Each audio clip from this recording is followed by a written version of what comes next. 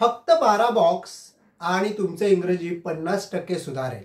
Yes, शाळांमध्ये तुम्ही tense शिकता आणि तुम्हाला टेन्स शिकवले जातात, पण बऱ्याच वेळा काय होतं ना, आपण फॉर्म्युला वाईज शिकतो आणि त्यामुळे काय होतं, फक्त एक स्ट्रक्चर आपल्याला माहिती असते आणि मग प्रयत्न करतो आपण की हे वाक्य या फॉर्म्युल्यामध्ये बसवायचं.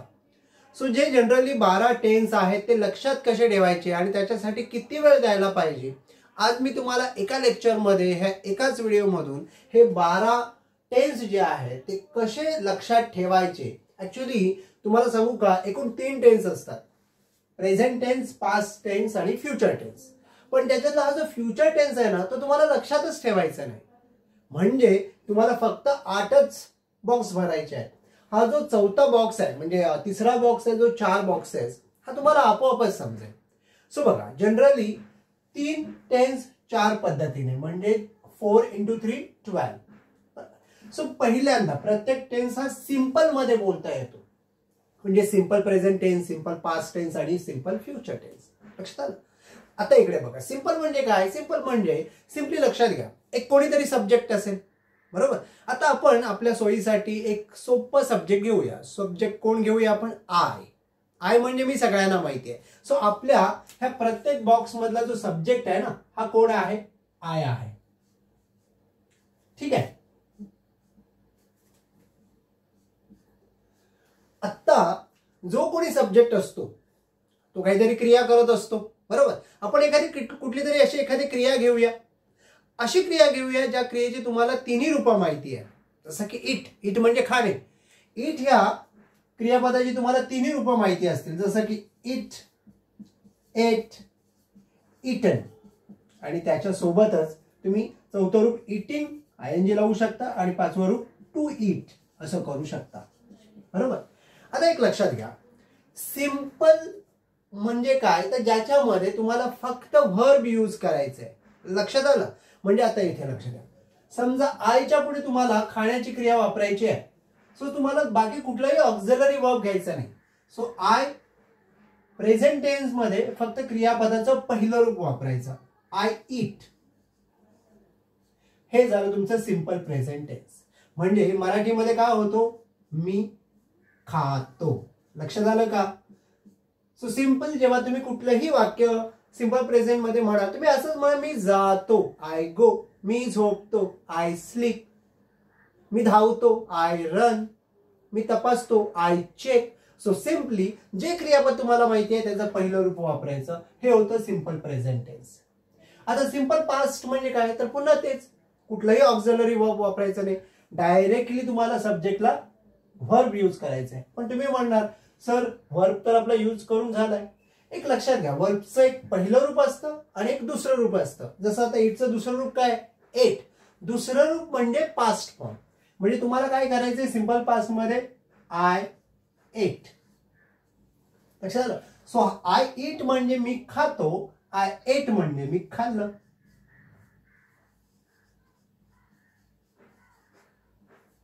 आता जर तुम्हाला लचे कोणतीही वाक्य बोलायचे असेल, जसं तुम्हाला म्हणायचंय की मी गेलो, तुम्हाला म्हणायचं आय वेंट. मी आलो, आय केम. मी धावलो, आय रॅन. मी झोपलो, आय स्लेप्ट. How simple. लक्षात आलं का? आता वळूया फ्युचरकडे. आता तुम्ही म्हणणार, सर फ्युचर मध्ये पण तेच असेल ना, की एक सब्जेक्ट घ्यायचा आणि त्याच्या पुढे क्रियापद लिहायचं. तर एक लक्षात घ्या, फ्युचर टेन्स मध्ये इंग्रजी भाषेमध्ये एक ऑक्झिलरी वर्ब आहे, हेल्पिंग वर्ब आहे, आणि त्याचं नाव आहे विल आणि शाल. अर्थात आता मॉडर्न इंग्लिशमध्ये शाल वापरात जास्त आपण घेत नाही, त्यामुळे फक्त विल लक्षात ठेवायचं.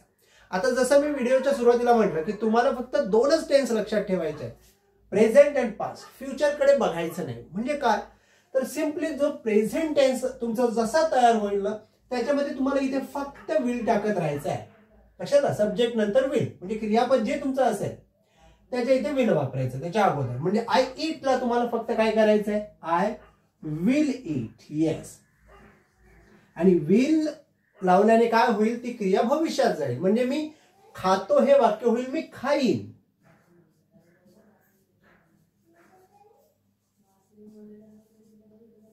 आता मला सांगा, आय गो म्हणजे मी जातो, मग मी जाईनला तुम्ही इंग्लिशमध्ये काय म्हणणार? तुम्ही म्हणणार आय विल गो.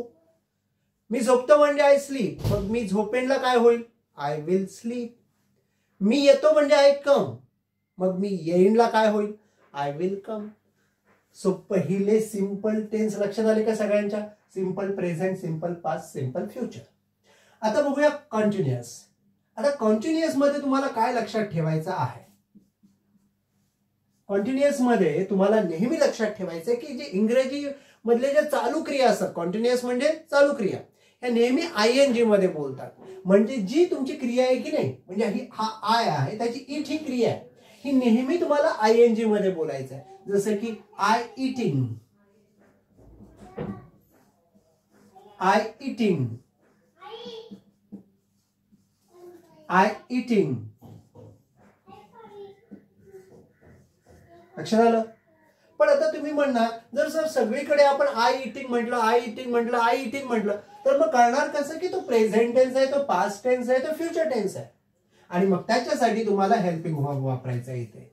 मग आता हेल्पिंग वर्ब कसे वापरायचे? तर प्रेझेंट मध्ये आपण इज एम आर वापरतो. मग मला सांगा, आय इज आय एम की आय आर? तुम्ही म्हणणार I am. So I am eating, याचा मराठी अर्थ काय होईल? मी, माझी क्रिया चालू आहे खाण्याची, तर मी मराठीमध्ये काय म्हणेन? मी खात आहे. बरोबर. आता मला सांगा, मी खात होतो म्हणायचं असेल तर मला इथे एमच्या ऐवजी भूतकाळी ऑक्झिलरी रूप वापरावं लागेल, आणि जे आहे वॉज. मी खात होतो. लक्षात आलं? आता पुन्हा फ्युचरकडे येऊया. आता तुम्ही म्हणणार सर फ्युचर लक्षात ठेवायची गरज नाही, तुम्ही सांगितल्या पद्धतीने फक्त आम्हाला इथे विल वापरायचंय. बरोबर ना? बरोबर आहे. पण आता तुम्ही म्हणणार म्हणजे सर आम्ही असं करायचं का? I will am eating. तर इंग्रजीतील ग्रामरचा एक रूल लक्षात ठेवा. जेव्हा तुम्हाला कधी मॉडल किंवा इतर ऑक्झिलरी वर्ब एका ऑक्झिलरीच्या अगोदर वापरायचा असतो, तेव्हा हा जो आहे ना, तो नेहमी त्याच्या ओरिजिनल रूपात लागतो, ज्याला म्हणतो आपण बेस फॉर्म. आता इज एम आर चा बेस फॉर्म नेहमी असतो बी. सो तुम्हाला एम ला बी समजायचं आहे. सो इथे जेव्हा विल वापराल त्याला एम ला बी समजायचं आहे. म्हणजे काय होईल? Will be. लक्षात आलं? I will be eating Marathi काय होईल? मी खात असेल. ती क्रिया माझी चालू असेल. लक्षात आलं? आता पुढचं बघा, परफेक्ट. परफेक्ट मध्ये तुम्हाला काय लक्षात ठेवा? जितके काही इंग्रजीमध्ये परफेक्ट टेन्स आहेत, हे याच्यामध्ये तुम्हाला नेहमी हॅव वापरायचं आहे. काय वापरायचं आहे? हॅव. हॅव किंवा हॅज.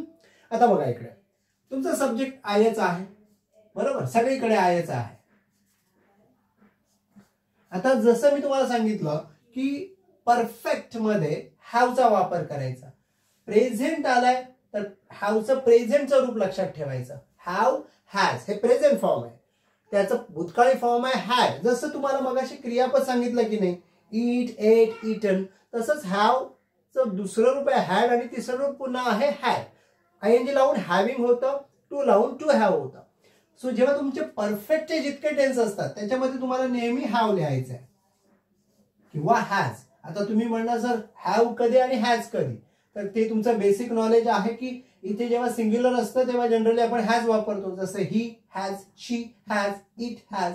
एखाद्या मुलाचं नाव असेल तर आपण म्हणणार की Sachin has, Rohit has, Virat has. लक्षात आलं? आणि इथे जेव्हा प्लुरल नाव असेल जसं की we have, they have. So have आणि हॅज मध्ये फरक लक्षात ठेवा. So I have. लक्षात आलं? आता याच्यामध्ये एक गोष्ट लक्षात ठेवायची, नेहमी हॅव नंतर जर तुम्हाला क्रियापद वापरायचं आहे ते नेहमी तिसऱ्या रूपात वापरायचा. कोणत्या रूपात? तिसऱ्या रूपात. हॅव नंतर तुम्ही कधीही I have eat, I have ate असं म्हणायचं नाही. आय हॅव इटन म्हणजे सिम्पली जर तुम्हाला आता कुठलीही वेगळी रचना करायची असेल, I have gone, I have slept, I have checked, म्हणजे नेहमी क्रियापदाचं तिसरं रूप वापरायचं. आता याचा मराठी अर्थ काय होईल? जेव्हा तुम्ही हॅव वापरता ना तेव्हा ती गोष्ट झालेली आहे. जसं की मी खाल्ला आहे. लक्षात आलं का? मी खाल्ला आहे. आणि आता मला सांगा, हेच वाक्य जर भूतकाळामध्ये म्हणायचं असेल, पास्ट मध्ये, परफेक्ट पास्ट, तर तुम्ही सिम्पली काय करणार? आयच्या पुढे इटन आहेच, पण हॅवचं भूतकाळी रूप काय आहे? हॅड.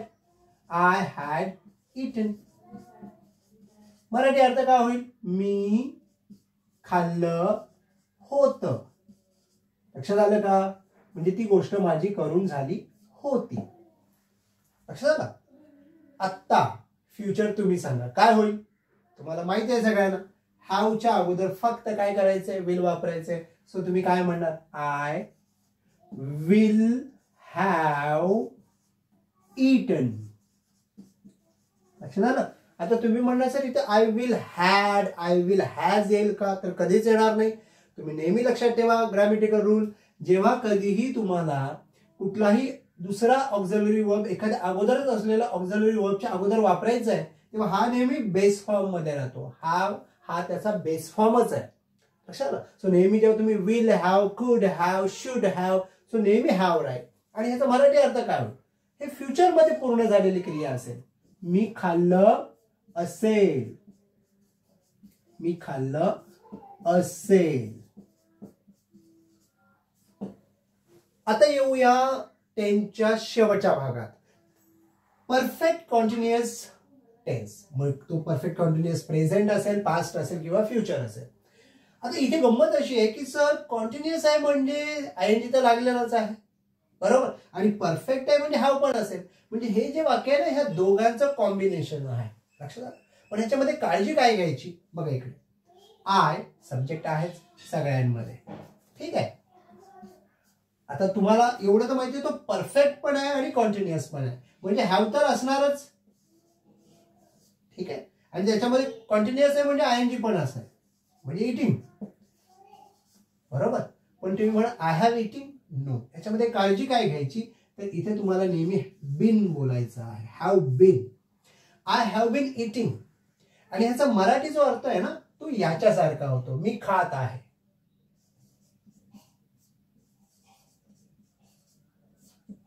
आता तुम्ही म्हणणार मग इंग्रजांना काही वेळ लागलाय का? जर एकच वाक्य जर बोलायचं असेल तर दोन पद्धती कशाला? एकानेच होते ना. I am eating, I have been eating म्हणायची गरज काय? तर हा जो टेन्स आहे, हा टेन्स कशासाठी वापरला जातो? जेव्हा एखादी क्रिया लॉंग पिरियड साठी चालू आहे, म्हणजे भूतकाळामध्ये सुरू झाली आणि आता प्रेझेंट मध्ये पण ती चालूच आहे, हे लॉंग पिरियड दाखवण्यासाठी आपण हॅव बीन वापरतो. आणि ही जनरली जी असते ती प्रेझेंट सिच्युएशन मध्ये मी काय करतोय हे सांगण्यासाठी. लक्षात आलं? So I have been eating, जसं मी म्हणेन आय हॅव बीन टीचिंग, मी शिकवत आलोय किती वर्ष? For 25 years. सो 25 वर्षाचा पिरियड मला तुम्हाला दाखवायचा आहे, त्यामुळे आय एम न म्हणता आय हॅव बीन. ठीक आहे. आता मला सांगा परफेक्ट कॉन्टिन्युअस पास्ट कसं म्हणणार तुम्ही? सिंपल, तुम्हाला फक्त काय करायचं आहे, हॅवच्या ऐवजी हॅड लिहायचं आहे. आय हॅड, आणि त्याला नेहमी बीन लावायला विसरायचं नाही. I had been eating. आता याचा मराठी अर्थ काय? जर मी खात आहे हे प्रेझेंट अर्थ आहे, तर भूतकाळी अर्थ काय? मी खात होतो. लक्षात आलं? सो आता मला हे तुम्हाला सांगायची गरज नाही की जरी मराठीमध्ये मी ही दोन्ही सेम लिहिलेत तरी पण आय हॅड बीन इटिंग म्हणजे एखादी गोष्ट भूतकाळामध्ये लॉंग पिरियड साठी चालू होती हे दाखवण्यासाठी आय हॅड बीन. जसं की मी त्या कंपनीमध्ये 10 वर्ष काम करत होतो. So I had been working in that company for 10 years. लक्षात? सो लॉंग पिरियड मध्ये एखादी गोष्ट भूतकाळामध्ये सुरू होती, हॅड बीन. आता फ्युचरकडे येताना आय एम शुअर तुम्ही फक्त इकडे बघाल आणि तुम्हाला माहिती आहे इथे विल टाकणार. So I will have been eating.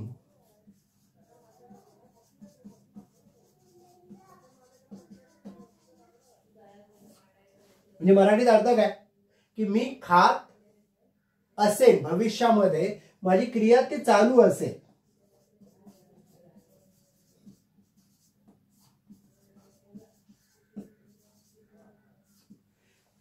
आणि जेव्हा हा टेन्स जो परफेक्ट कंटिन्युअस टेन्स आहे हा वापरताना नेहमी तुम्ही जनरली त्याच्या पुढे किती वर्षासाठी किंवा कुठून वगैरे हे नेहमी ऍडवर्ब सांगत असता.